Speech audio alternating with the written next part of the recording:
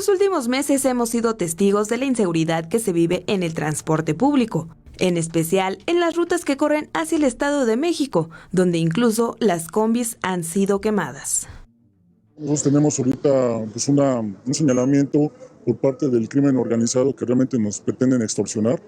Entonces nosotros estamos haciendo ahí pues la labor con las autoridades para poder minimizar ese problema, más bien erradicarlo. Que hemos tenido ya compañeros desaparecidos, eso viene del Estado de México. Algunos compañeros que pues, han sido asesinados y ya tenemos varias camionetas incendiadas. Estos casos solo se habían visto en el Estado de México, pero el pasado miércoles una combi fue incendiada a unas calles del Metro La Raza, en la alcaldía Gustavo Amadero. Esto se maneja por medio de amenazas, lo que te repito, incendiando camionetas, llamadas de extorsión. Entonces nosotros estamos realmente muy preocupados por la situación.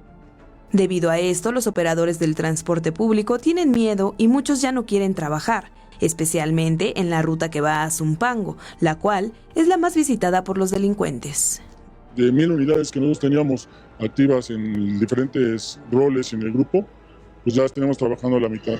Entonces obviamente pues eso también nos afecta en los servicios, en las comunidades, a la hora de la movilización de la gente, ¿no? Los choferes de las unidades esperan entablar conversación con las autoridades correspondientes para brindar mayor seguridad a los usuarios y transportistas. Por lo pronto, la Policía del Transporte trabaja en los centros de transferencia modal de Indios Verdes y La Raza. Con imágenes de Manuel Hernández, Iraís Morquecho, 21 Noticias.